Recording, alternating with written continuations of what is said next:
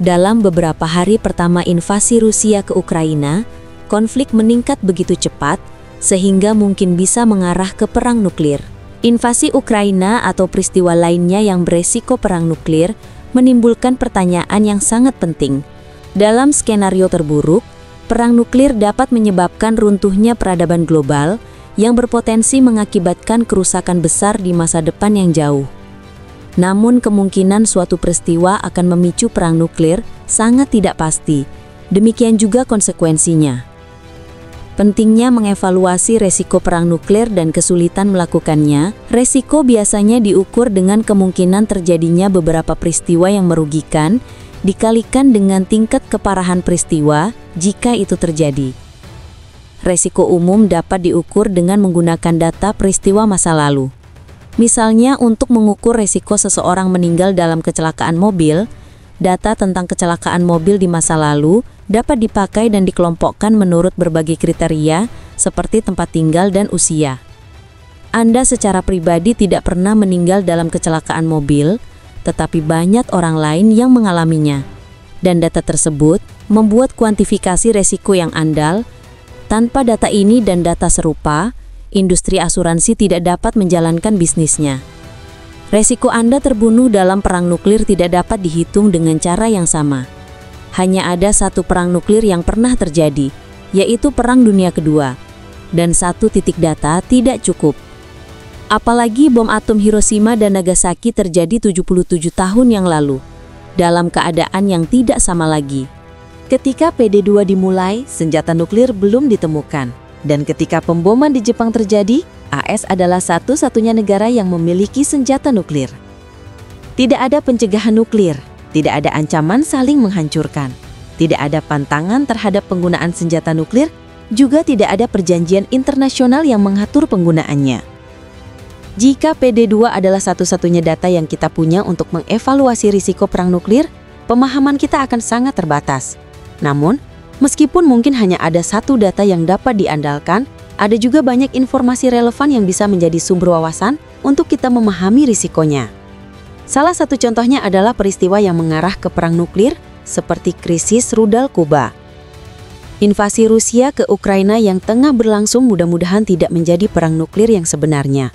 74 peristiwa nulir setengah jalan.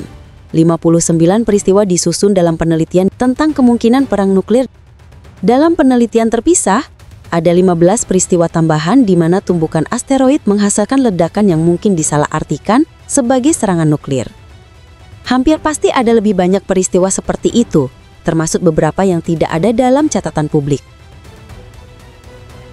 Ketika PD2 dimulai, senjata nuklir belum ditemukan. Dan ketika pemboman di Jepang terjadi, AS adalah satu-satunya negara yang memiliki senjata nuklir. Tidak ada pencegahan nuklir, tidak ada ancaman saling menghancurkan, tidak ada pantangan terhadap penggunaan senjata nuklir, juga tidak ada perjanjian internasional yang mengatur penggunaannya. Bagaimana para peneliti mengukur kemungkinan dan tingkat keparahan perang nuklir? Pakar risiko bencana Sefbaum menjelaskan. Suatu hari di pekan lalu, saya bangun di pagi hari dan melihat keluar jendela untuk melihat matahari bersinar. Lingkungan saya di daerah New York City tenang dan normal. Kita berhasil melewati malam tanpa perang nuklir. Saya bekerja untuk Global Catastrophic Risk Institute, sebuah lembaga think tank yang berbasis di AS. Tugas saya adalah memikirkan ancaman masa depan yang paling buruk bagi umat manusia. Namun, jarang sekali saya berada dalam situasi adanya risiko perang nuklir yang nyata. Sumber informasi penting lainnya adalah pemetaan konseptual dari berbagai skenario di mana perang nuklir dapat terjadi. Secara garis besar, ada dua jenis skenario. Perang nuklir yang disengaja, di mana satu pihak memutuskan untuk menyerang duluan dengan nuklir, seperti PD2. Ada pula perang nuklir yang tidak disengaja, di mana satu pihak salah mengira bahwa dia dalam ancaman nuklir, lalu meluncurkan senjata nuklir. Contohnya termasuk insiden Able Archer tahun 1983 ketika Uni Soviet awalnya salah mengartikan latihan militer NATO, dan insiden roket Norwegia tahun 1995 ketika peluncuran ilmiah sempat disalahartikan sebagai rudal. Terakhir, Ada pula informasi tentang peristiwa tertentu yang dapat memberikan panduan. Misalnya dalam invasi Rusia ke Ukraina, parameter penting adalah kondisi mental Vladimir Putin. Perang nuklir lebih mungkin terjadi jika dia marah, temperamental, terhina, atau bahkan bunuh diri. Faktor lain antara lain, apakah Ukraina berhasil melawan militer Rusia, apakah NATO lebih terlibat dalam operasi militer langsung, dan apakah ada alarm palsu besar yang terjadi. Rincian semacam ini, kemungkinan peristiwa ini bisa mengakibatkan perang nuklir. Kita juga membutuhkan tingkat keparahannya. Ada dua bagian. Pertama adalah detail dari perang itu sendiri. Berapa banyak senjata nuklir yang diledakkan, peledakan dilakukan dengan apa, di lokasi dan ketinggian mana, apa saja serangan non-nuklir yang juga terjadi selama perang. Rincian ini menentukan kerusakan awal. Bagian kedua adalah apa yang terjadi selanjutnya. Apakah para penyintas mampu memenuhi kebutuhan dasar, makanan, pakaian, tempat tinggal? Seberapa parah efek sekunder seperti musim dingin nuklir? Mengingat semua stresor yang berbeda, apakah para penyintas mampu mempertahankan kemiripan peradaban modern, atau apakah peradaban runtuh? Jika keruntuhan benar-benar terjadi, apakah para penyintas atau keturunan akan dapat membangunnya kembali? Faktor-faktor ini menentukan kerugian total jangka panjang yang disebabkan oleh perang nuklir. Setiap perang nuklir, betapapun kecil, akan menjadi bencana besar bagi daerah yang terdampak. Namun, yang membuat senjata nuklir begitu mengkhawatirkan bukanlah kerusakan yang bisa ditimbulkan oleh satu ledakan saja. Memang bisa sangat besar, tetapi masih sebanding dengan kerusakan oleh bahan peledak non-nuklir konvensional. PD2 adalah ilustrasi. Dari sekitar 75 juta orang yang tewas dalam konflik ini, hanya sekitar 200.000 tewas oleh senjata nuklir. Jumlah itu sebanding dengan pemboman karpet di kota-kota seperti Berlin, Hamburg, dan Dresden. Senjata nuklir memang mengerikan, tetapi begitu juga senjata konvensional yang digunakan dalam jumlah besar. Apa yang membuat senjata nuklir begitu mengkhawatirkan adalah nuklir dibuat begitu mudah menyebabkan begitu banyak kehancuran. Dengan satu perintah peluncuran, sebuah negara dapat menyebabkan kerusakan berkali-kali lipat daripada yang terjadi di sepanjang Perang Dunia II. Semua itu dapat dilakukan tanpa mengirim satu tentara pun ke luar negeri, yakni dengan mengirimkan hulu ledak nuklir dengan rudal balistik antar benua. Penghancuran massal telah lama dimungkinkan, tetapi tidak pernah semudah ini. Inilah sebabnya mengapa aturan pembatasan penggunaan senjata nuklir sangat penting. Kesepakatan berfungsi untuk membantu negara-negara menahan godaan untuk menggunakan senjata nuklir.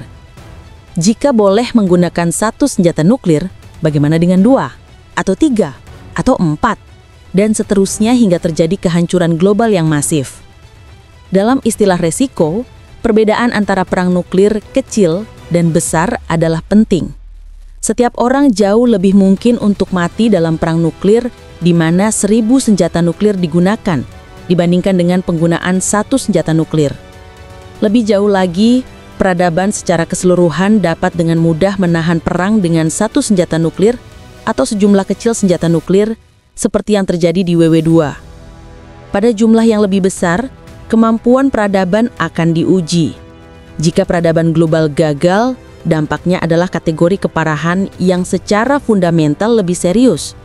Situasi di mana dalam jangka panjang, kelangsungan hidup umat manusia dipertaruhkan. Cukuplah untuk mengatakan jumlah senjata nuklir yang dibutuhkan untuk mendorong munculnya dampak dalam kategori ini masih sangat tidak menentu. Mengingat semua ketidakpastian ini, analisis resiko pun dipertanyakan. Penelitian kelompok saya tentang resiko perang nuklir mendapat 2 kritik umum. Beberapa orang mengatakan terlalu kuantitatif, yang lain mengatakan tidak cukup kuantitatif. Orang-orang yang terlalu kuantitatif berpendapat bahwa perang nuklir adalah resiko yang secara inheren tidak dapat diukur, atau setidaknya tidak dapat diukur dengan tingkat ketelitian yang memadai, maka mencoba pun salah. Orang-orang yang tidak cukup kuantitatif berpendapat bahwa perkiraan resiko sangat penting untuk pengambilan keputusan yang baik, dan bahwa beberapa perkiraan, betapapun buruk dan tidak pasti, lebih baik daripada tidak sama sekali. Dalam pandangan saya, Kedua perspektif memiliki beberapa kelebihan dan berguna untuk pendekatan saya terhadap analisis resiko perang nuklir. Ada keputusan penting yang bergantung pada resiko perang nuklir, seperti tentang bagaimana negara-negara bersenjata nuklir harus mengelola senjata mereka dan melanjutkan perlucutan senjata. Ini memberi kita alasan kuat untuk mencoba mengukur resiko. Namun dalam upaya itu, penting untuk bersikap rendah hati dan tidak mengaku tahu lebih banyak tentang resiko daripada yang sebenarnya kita lakukan. Kuantifikasi palsu dari resiko menciptakan resikonya sendiri, resiko pengambilan keputusan yang buruk. Mengingat taruhannya yang sangat tinggi, penting bagi kita untuk melakukannya dengan benar. Lalu bagaimana dengan situasi saat ini? Invasi Rusia ke Ukraina. Apa resiko yang mengakibatkan perang nuklir? Saya tidak dapat menyebutkan angka tepat karena banyaknya ketidakpastian dan keadaan yang berubah dengan cepat. Apa yang bisa saya katakan adalah, ini adalah kemungkinan yang layak ditanggapi dengan sangat serius.